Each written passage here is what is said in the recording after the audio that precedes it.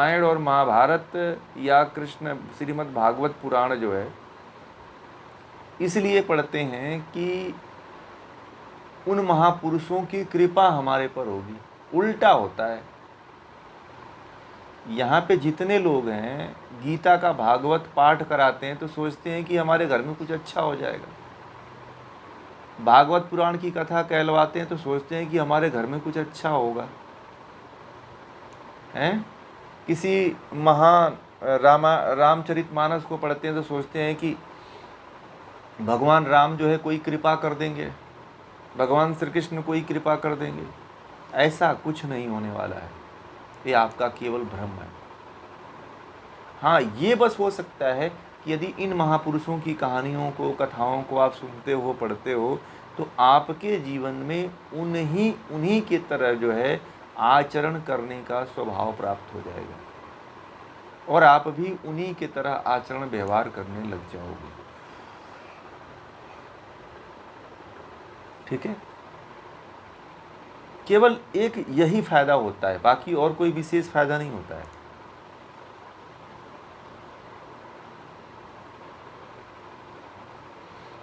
मैंने कई घटनाएं आप लोगों को बता चुका हूँ कि कई लोग जो है जन धन की हानि कर देते हैं परंतु उनको परमात्मा नहीं मिलता। ठीक है? परमात्मा तो जब तक आप आचरण करोगे ना, किसी महापुरुष का, किसी अपने से श्रेष्ठ व्यक्ति के का जीवन में जब आचरण करोगे तो मुक्ति संभव हो पाती है। तो उस रास्ते पे जब चलोगे तो ही मुक्ति मिलेगी। नहीं तो आप ये समझिए कि कोई महापुरुष हमको मुक्त कर देगा तो ये तो पूरा का पूरा एक तरह से आलम्बन हुआ, मतलब एकदम निर्भर हो गए आप उसी के ऊपर। अपने आप से कुछ नहीं करना है, वो जो करेगा वही करेगा। हम तो बस उसका नाम ले लेते हैं, उसकी कहानी पढ़ लेते हैं, उसकी कथा सुन लेते हैं, कथा कहलवा देते हैं, कथा करवा देते हैं, पूजा कहलवा देते हैं, प्रसाद बंटवा देते हैं तो मुक्ति हो जाएगी। आप लोग देखना कि कथा कहलवा लो, प्रसाद बंटवा लो, आप वहीं रहते हो ना कि कहीं कुछ परिवर्तन होता है? बताइए भूमिका जी, कोई परिवर्तन होता है? कोई विचारों में परिवर्तन होता है? चित्त के वृत्तियों में कोई परिवर्तन होता है? नहीं होता।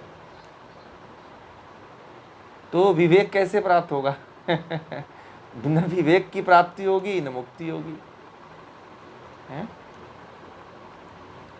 तो वही तो कहते हैं कि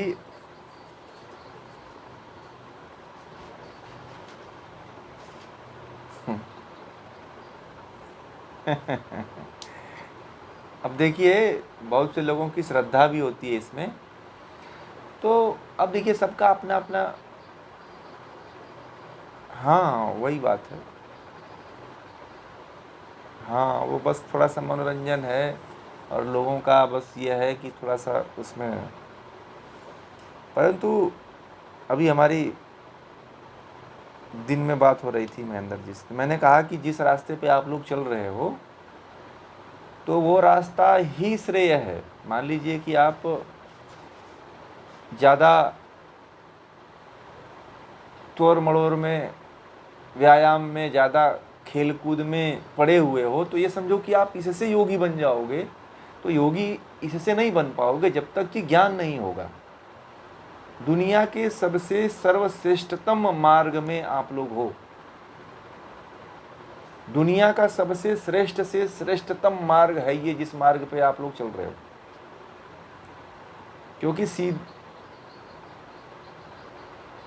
हाँ हाँ, ये सही कह रहे हो आप। तो सबसे श्रेष्ठतम मार्ग है। अब इससे ऊंचा कुछ है ही नहीं है। इससे ऊंचा आप जाओगे तो कोई मार्ग नहीं है, क्योंकि अन्य मार्ग तो बस आपको पाखंड की तरफ ढकेलते हैं, जंजालों में फंसाते हैं। और आप देखना जैसे पीछे वाले सूत्र में आया था कि जिसके संपर्क में होते हो ना उसी के तरह बन जाते हो। तो फिर आप मुक्ति का जो रास्ता है वो छूट जाता है। हमें तो अपने लक्ष्य की तरफ जाना है ना, जिसके तरफ जाना है उस तरफ कोई कार्य नहीं करते हैं। हमें जिस तरफ नहीं जाना है उस तरफ हम मेहनत करते हैं, पैसे खर्च करते हैं, समय बर्बाद करते हैं। ठीक है, तो इससे कुछ होने वाला नहीं है। यही बात ये सूत्र कह रहा है। ये सूत्र का पूरा जो सार है वह यही है कि महापुरुषों से प्रेरणा लो और विवेक की प्राप्ति करो। पहले ही कह दिया गया यहाँ पे कि बिना विवेक के मुक्ति संभव नहीं होती है, मिलती नहीं है। आप महापुरुषों के जीवन चरित्र को अपने जीवन में प्रैक्टिकल करिए। ठीक है, महापुरुषों के जीवन को प्रैक्टिकल करिए कि उन्होंने वास्तव में इस तरह का जीवन जिया था क्या, और जो उन्होंने जिया था तो क्या वो जीवन वास्तव में हमें हमारे ऊपर घटित हो रहा है कि नहीं हो रहा है, या जो उन्होंने अच्छा कर्म किया था उस तरह का मैं पालन कर रहा हूं कि नहीं कर रहा हूं। ये ज़्यादा महत्वपूर्ण है। ये सूत्र यही कह रहा है कि आपको क्या करना चाहिए, आपको उन महापुरुषों के गुण कर्म स्वभाव को अपने जीवन में अपनाना चाहिए, न कि पूरा का पूरा नैया उनके सहारे छोड़ दो कि उनकी कृपा होगी। पता है, एक लोगों से मैंने मिला, एकदम सच्ची घटना बता रहा हूँ, तो वो जो है उनका कर्म जो है बड़ा उटपटांग है, अंड बंड कर्म है। मैंने कहा कि आप तो इतने बड़े धार्मिक व्यक्ति हो और इतने अच्छे अच्छे धार्मिक कार्य में लगे रहते हो, तो आप फिर ये उल्टा सीधा काम क्यों करते हो। तो बोलते हैं कि अरे भगवान की नज़र पड़ेगी ना, मैं तो बहुत अच्छा काम करता हूँ, ये करवा देता हूँ, कथा कहलवा देता हूँ, दान देता हूँ, ये करता हूँ, वो कर देता हूँ, भगवान की कभी तो कृपा होगी मेरे ऊपर। तो मैंने कहा कि रामचरितमानस की कथा कहलवाते हो आप कितनी बार कथा कहलवा चुके हो, सुन चुके हो। तो बोले कि मैं तो 10 बार 20 बार कथा सुन चुका हूँ और कहलवा चुका हूँ। तो मैंने कहा कुछ परिवर्तन हुआ। बोले कि नहीं, मेरे विचार में वही है, भाव में वही है, काम है, क्रोध है, लोभ है, ईर्ष्या है, मोह है। जब सारे विकृतियाँ जब आपके भीतर है तो परिवर्तन क्या हुआ भाई। जो जिस कर्म कांड को कर रहे हो अपनी उन्नति के लिए, तो आपका कुछ इसमें उन्नति हुई नहीं है। फिर उसी में लगे वो कि भगवान, जिस भगवान को आप जिस महापुरुष को पढ़ रहे हो उसको कह रहे हो कि उसको वो कृपा कर देगा। मेरे बारे में आप जान रहे हो तो मैं क्या आपके ऊपर कृपा कर दूंगा। बिना कर्म किए हुए क्या मैं यहाँ पे जितने लोग बैठे हैं उनके ऊपर कृपा करूँगा। चाहे आप ही लोग अपने आप को उस स्थान पर रख करके देखो कि आप लोग मान लो आपको देवी बना दिया जाए या देवता बना दिया जाए, तो क्या किसी के ऊपर आप कृपा करोगे?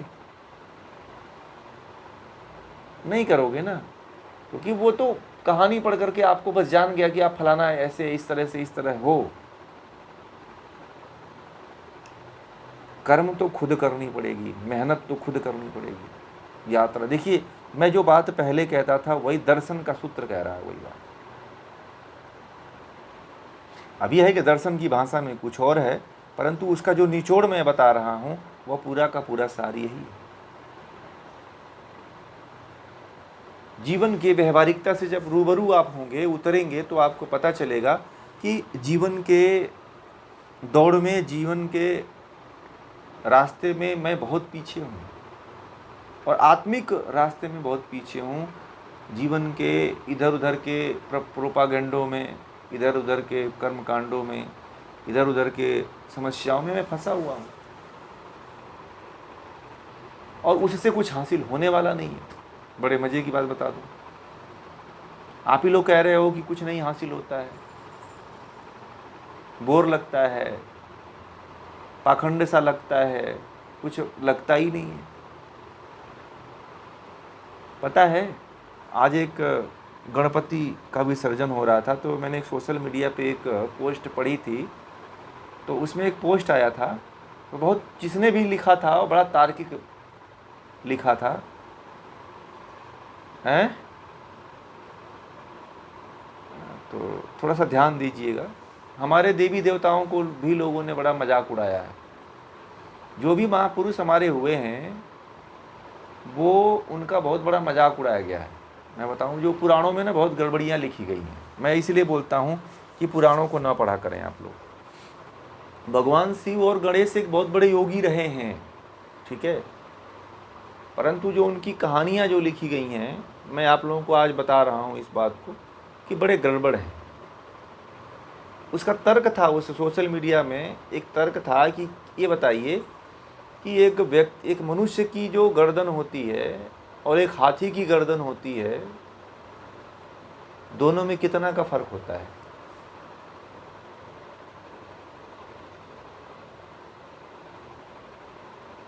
हैं? बहुत फर्क है। आप बताओ, ट्रांसप्लांट कर सकते हो आज के समय में? कोई जोड़ सकता है? नहीं जोड़ सकता। तो देखिए देखिए, एक बता दूं, वैदिक मान्यता के अनुसार गणेश जी का सिर नहीं कटा था। गणेश जी पुत्र भले थे, परंतु बिना सिर, वो हाथी के सिर वाले नहीं थे। आप लोगों को एक और बहुत बड़ा रहस्य बता रहा हूं, ये शायद आप लोगों को नहीं पता होगा। गणेश पुत्र थे, कार्तिकेय पुत्र थे भगवान शिव के, परंतु उनका सिर कटा था। ये बात पुराणों में लिखा हुआ है, परंतु ये वास्तविक नहीं लगता है। अगर आप ही लोग खुद इस पे थोड़ा सा समझदारी से काम लो। ये जानते हैं कहाँ का शोध था? ये जो मैं बात बता रहा हूँ, ये कहाँ का शोध है? जर्मनी की बात है, ये जर्मनी का शोध है। ये जर्मनी बहुत हमारे ग्रंथों पे बहुत बड़ा रिसर्च करता है, और जितना ग्रंथ जर्मनी के पास है उतना ग्रंथ भारत में नहीं है। ठीक है, ये भारत से ही लेके गया है, वो सब रखा हुआ है वो। तो उसका एक तर्क था, ये मैंने कल पढ़ रहा था, उसमें ऐसा लिखा था कि जो भारत के लोग ऐसा कहते हैं कि हाथी को और मनुष्य के सिर को, तो गर्दन तो मनुष्य की गर्दन काट दो तो इतनी ही रहती है, उसके हाथ के बराबर इतनी होगी ना, आप दबा के देखो आपका इतनी ही बराबर आएगी। और हाथी का तो गर्दन बहुत बड़ा होता है, इतना मतलब आपके इतने में समा जाए, या इससे भी बड़ा का वो होता है ना। अगर बच्चे का भी लो तो बच्चे का भी इतना होता है। तो हड्डी कैसे जोड़ोगे, चमड़ी कैसे सिलोगे? एक वैज्ञानिक दृष्टि से मैं बता रहा हूँ। बाकी आप वैसे तो कह सकते हो कि चलो उसने जोड़ दिया, भगवान शिव ने कुछ कृपा करके जोड़ दिया, परंतु भगवान शिव नियम का विरुद्ध थोड़ी करेंगे। भगवान शिव के बारे में जो बातें कही जाती है, बड़े उल्टा सीधा कही जाती है। भगवान शिव न कभी भांग पीते थे, न गांजा पीते थे, हैं? भगवान शिव को लोग गांजा और भांगेड़ी बना दिए हैं। भगवान शिव दुनिया के सबसे बड़े महायोगी हैं। पहला ऐसा कोई योगी हुआ है जिसका पूरे विश्व में पूजा होती है और हर समुदाय करता है, चाहे हिंदू हो, चाहे मुसलमान हो, चाहे सिख हो, चाहे पारसी हो, चाहे हूण हो, चाहे डच हो। कोई ऐसा धर्म नहीं है जो भगवान शिव की पूजा नहीं करता हो। बताओ आप लोग, पता है विश्व में जितने भी समुदाय धर्म हैं, सब भगवान शिव की पूजा करते हैं, क्योंकि उनके जैसा कोई योगी हुआ ही नहीं है। बात समझ में आ गया? आप लोगों को थोड़ा सा मैं रहस्य खोल रहा हूं कि भगवान शिव जैसा कोई, अब ये बात आप लोग समझिएगा कि हमारी आस्था पे कोई किसी तरह का आप लोग करिएगा, मैं आप लोगों को बस ये बात अपनी रख देता हूँ, क्योंकि मुझे पढ़ने के लिए मिला। जब मुझे कोई अच्छी चीज़ मिलता है तो मैं थोड़ा उसको शेयर करने की कोशिश करता हूँ। ठीक है, तो थोड़ा आप लोग भी विचार कर। हाँ,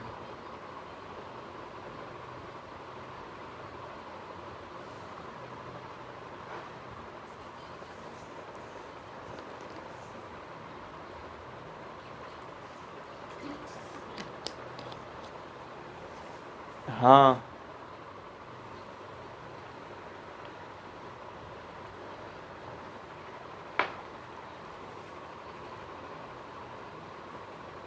तो हाथी भी तो बड़े होंगे,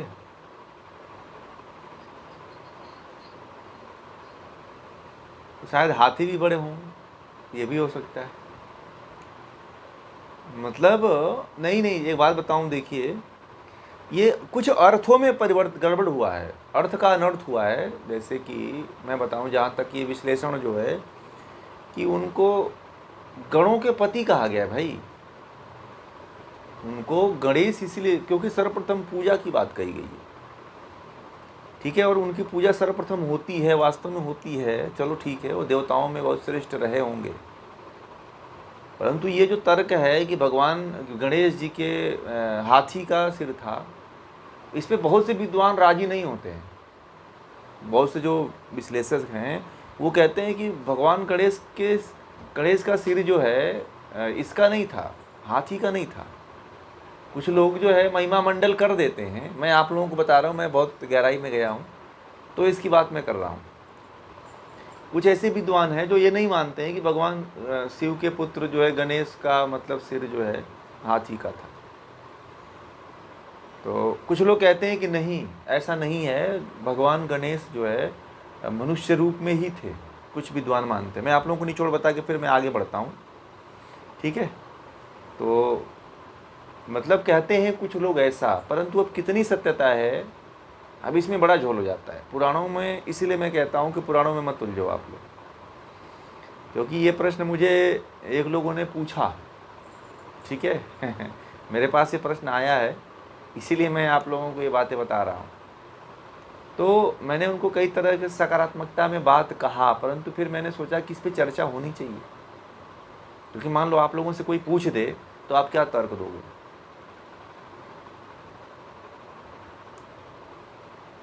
तो ये भी हो सकता, नहीं, हनुमान जी बंदर नहीं थे, हनुमान जी बंदर नहीं थे। हनुमान जी तो अंजनी राजा, उनके माता पिता अंजनी और वो जो है उनके देखो पिता का नाम नहीं याद आ रहा है, केसरी नंदन और अंजनी जो है तमिलनाडु के वन प्रदेश में राजा थे।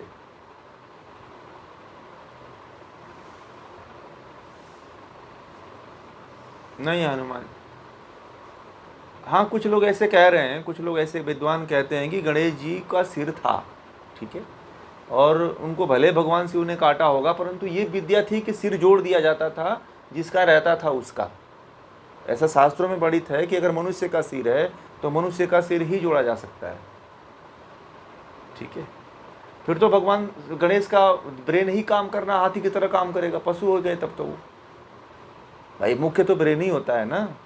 तो आप मान लो पशु का ब्रेन हो गया ना फिर तो कुछ लोग ऐसा कहते हैं कि भगवान गणेश का जो है जो सिर था वो जैसे जोड़ा था उन्होंने वैसे ही जोड़ दिया था, मतलब ऐसा मान्यता लोगों का है।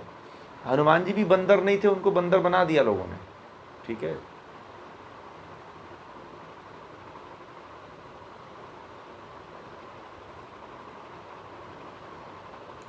हाँ पशु वाला गलत है, क्योंकि उसमें भी उन्होंने कुछ विद्वानों ने कहा है कि हमारे देवी देवताओं को, परंतु अब बहुत करोड़ों लाखों सालों से पूजा होती चली आ रही है, तो लोग इसके ऊपर कोई,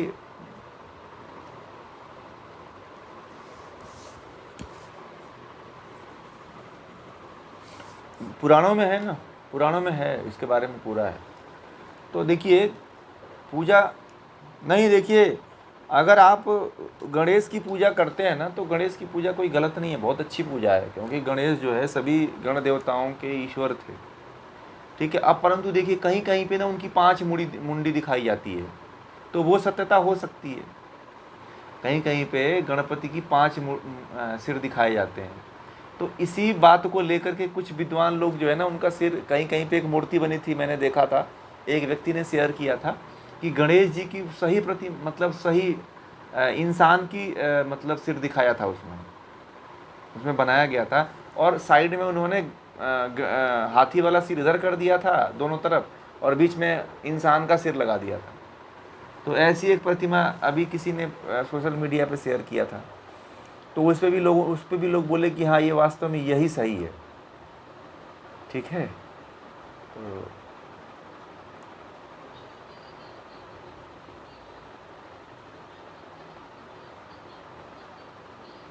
हाँ प्रतीक ये हो सकता है। देखिए वो हाथी जो है ना, हाथी क्या, एकदम सही बात आपने कहा कि हाथी जो है ना प्रतीक बताया गया होगा, परंतु वो रहे होंगे इंसान ही, ठीक है। ये उनका जो सिर था वो इंसान का ही था, परंतु ये था कि एक प्रतीक मान करके हाथी का दिखाया गया होगा, ठीक है। लोगों ने बीच में इन्होंने गड़बड़ किया है ना। अगर आप वास्तव में भगवान शिव को देखोगे, उनके ग्रंथों में देखोगे, तो भगवान शिव का जितना ऊंचा ज्ञान है उतना किसी का है ही नहीं। अभी हम लोग जितना हठ योग पढ़ते हैं भगवान शिव का ही तो है। प्राणायाम से लेकर के सिद्ध सिद्धांत पद्धति से लेकर के हठ प्रदीपिका, हठ ग्रंथ संहिता से लेकर के जितने ग्रंथ हैं वो सब भगवान शिव की ही तो देन है। उसमें कई ढोंग पा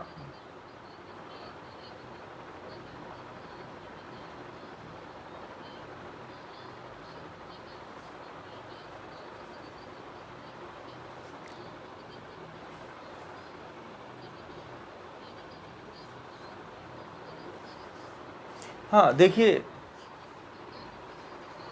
हाँ उन्होंने देखिए ये नहीं,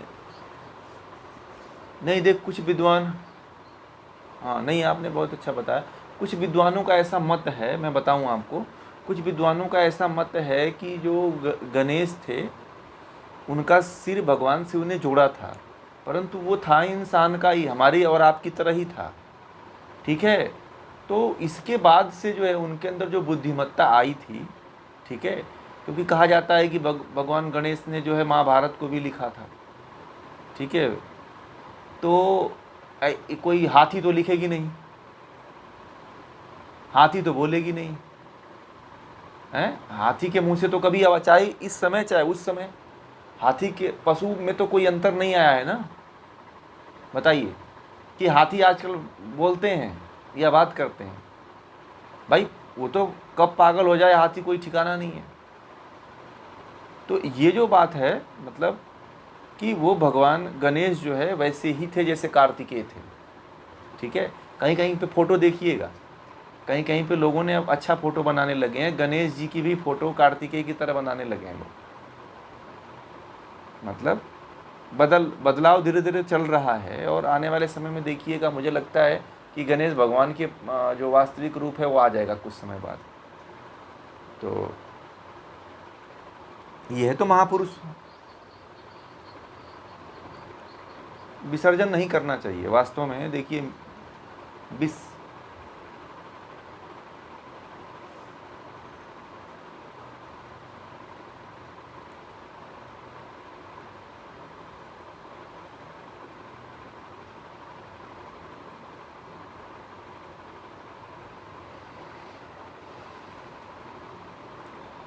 नहीं देखिए, ये क्या है कि अब जो ये बात कही जाती है कि आत्मा तो कभी मरती ही नहीं है। ठीक है, आत्मा तो अजर अमर है। जब हमारे देवी देवता अजर अमर हैं तो फिर उनको दहलाने की और फिर उसके बाद से ये सब करने की आवश्यकता तो नहीं है। ठीक है, परंतु अब परंपरा लोगों ने चला दिया है, तो अब इस पे मतलब अब क्या कहेंगे आप।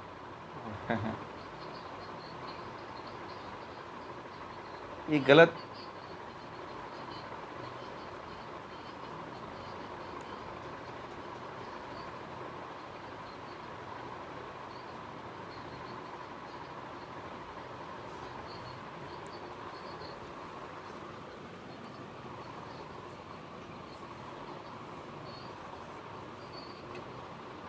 नहीं ये, नहीं देखिए ये प्रथा क्या है कि ये प्रथा नहीं, देखिए ये प्रथा ये है कि आने जाने का तो सबको पता ही है, वो तो कि जो आया है उसको सबको पता है, जो वस्तु आई है उसको छीन होना ही होना है।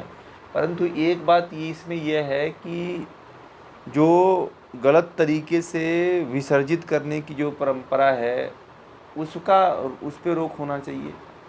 ठीक है, या तो गणेश की प्रतिमाएं छोटी होनी चाहिए। ठीक है, बहुत बड़ी बड़ी जो प्रतिमाएं बन रही हैं उनको छोटा होना चाहिए। और दूसरी मतलब कि मतलब नष्ट करने की जो परंपरा विधा है, वो जो संस्था या जो समिति इसको कर रही है वो सेल्फ उसको नष्ट करे, तो सेल्फ जलाए, सेल्फ उसे जलाए, दहवाए ना। दहवाने की परंपरा भारत की थोड़ी है। दहवाए क्यों जाते हो भाई, अगर हमारे यहाँ तो जलाया जाता था तो जलाओ। ठीक है, उनको जैसे आदमी को जलाते हो वैसे उनको भी जलाओ, लकड़ी का होता है कि नहीं। जैसे मान लो कि दहवाने की परंपरा है तो जला दो।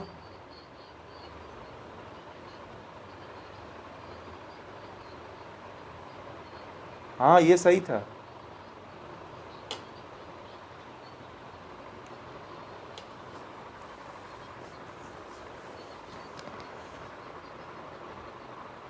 हाँ वो तो, अब देखिए बड़ी मूर्ति नहीं बननी चाहिए, छोटी। देखिए अभी सब लोगों को ये मोटिवेट करना चाहिए कि ज़्यादा से ज़्यादा छोटी मूर्ति बना करके पूजा पाठ करें, और बहुत बड़ी बड़ी मूर्तियाँ बना करके उन भगवानों का अपमान भी करते हैं। उसी में चप्पल जूता मल मूत्र सब उसी जहाँ पे जाता है, जहाँ जिस नाले से बहता है उसी नाले में ले आके फेंक आते हैं लोग। ये कौन सा प्रेम है भैया, ये कौन सा भक्ति है? तो ये सही नहीं है, ये इस पे रोक तो लगना चाहिए, और ये केवल एक गलत चीज़ परंपराएं लागू हो रही हैं।